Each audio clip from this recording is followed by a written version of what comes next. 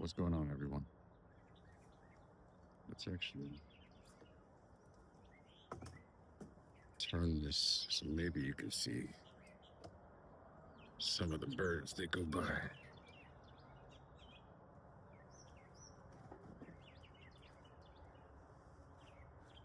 My view's a little better.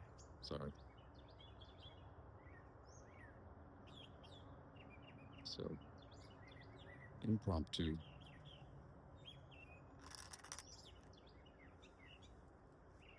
Impromptu video. I usually save these. Well, I'm not going to do a book reading, so I guess it doesn't matter. Save that for tomorrow. But last night during dinner, my son asked me about God. And this was like the first time he's 8. It was the first time it was like legit. So he asked me, well, like at the end of when we were eating.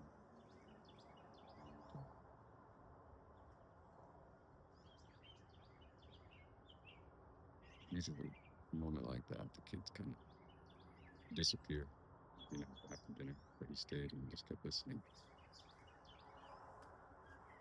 He asked me if I believe in God. And he also asked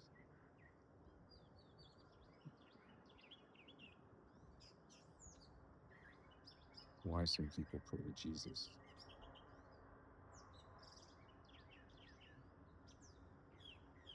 I told him I do believe in God. I believe that God sent Jesus just like he sent Moses, and just like he sent Muhammad, just like he sent everyone else.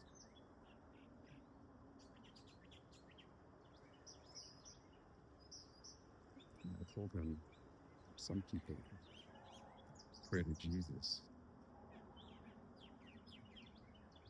because Jesus was such a good teacher. And Jesus said things like, it is through me that you will come to God.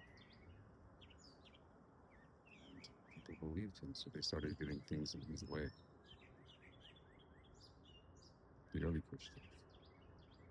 And I started talking like this to my son, and he was still just sitting there, his 8-year-old. So I kept going. So he's like, it's through me that you will find God. And where he was, there was a lot of people abusing power, people called the Pharisees. And for a long time, people were doing things their way. And they were charging people, charging them a toll to get to God. Just like those tolls popping up around here in North Carolina. And I made a video of that. They're all over the Midwest.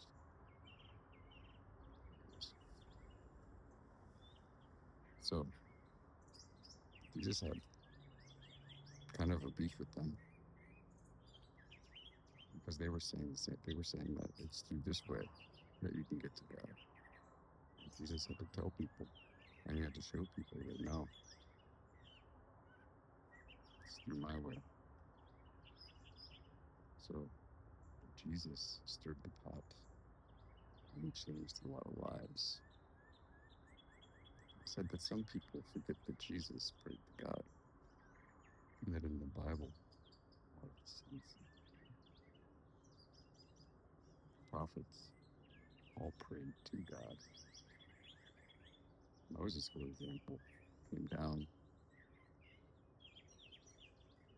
and they were worshiping the golden calf, which is kind of representative because the golden calf is a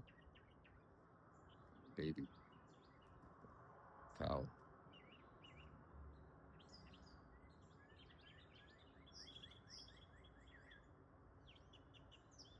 And instead of worshiping and praising God, They were worshiping an idol figure, head, and that really made Moses upset because they missed the point. They missed the mark. They started worshiping the messenger instead of looking to God through the new lens that the messenger was only meant to provide.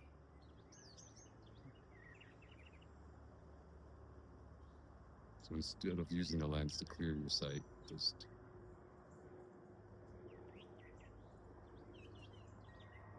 miss the mark. So I told you not to forget that, yeah, I believe in God, and I believe in his messengers. And you'll know them because their words have lasted the test of time. You're still listening.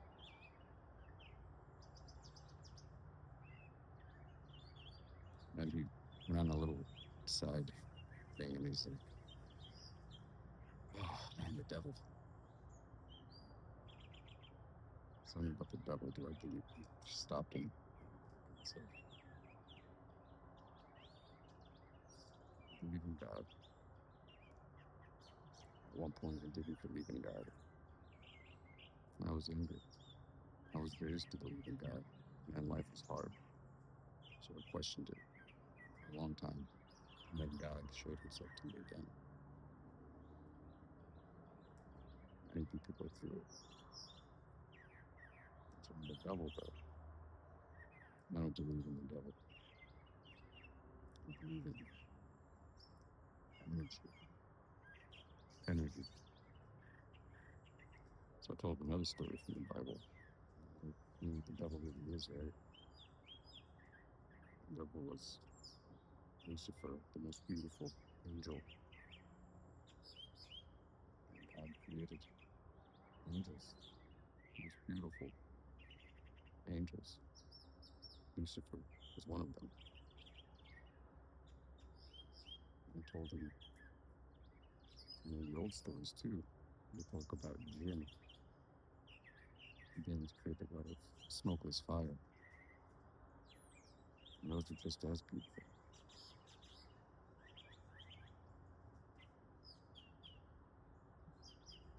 And he created humans.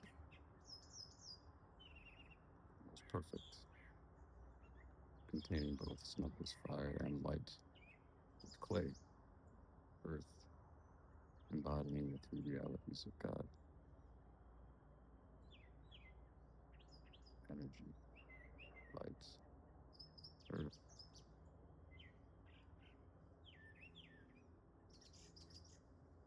And God told the others that humans were the best. Angels, Lucifer, didn't like that. He loved God. God loved him. But he chose to not acknowledge the change and the growth of God's reality. God cast them out of heaven to earth. They're not real because they're just light energy, dark energy of jealousy, because that's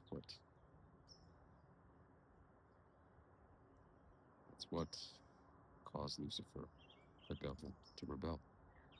Envy, jealousy. So that energy floats around in this world we live in. That contempt.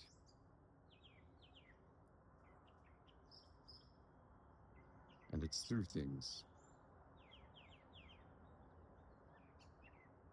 life that people reveal themselves to be vessels of either goodness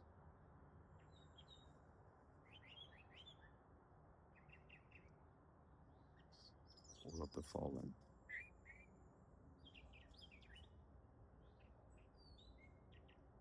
And sometimes people can be possessed by this energy, just floats around.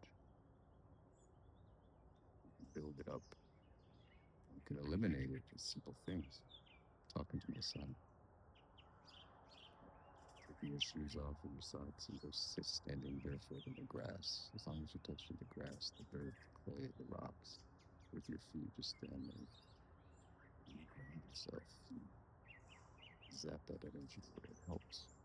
Some people use art. They'll take all that negative energy and just turn it into something beautiful. And that's what we do with the devil. That's how you exercise demons. Because there's a finite amount of that in this world. We can either make it grow or we can deplete it. The fallen virtues. So if we take that negative energy and build it up and release it with art in noble ways, we recycle it like oxygen to carbon dioxide for the trees. And in that way, we reduce more and more every generation that smog that fell down here. So I told him, no, I don't believe in the devil. I believe in energy. I believe a lot of people have been lost and confused. And they don't know what to do. They're swimming in a reality they are only beginning to learn about.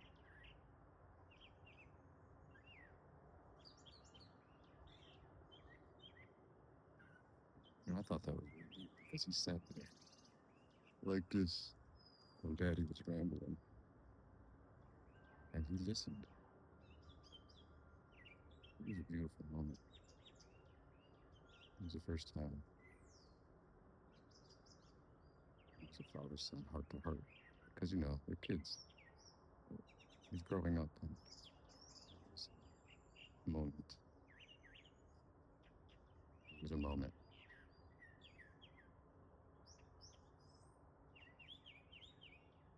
Anyways, I'm going to do a book reading tomorrow.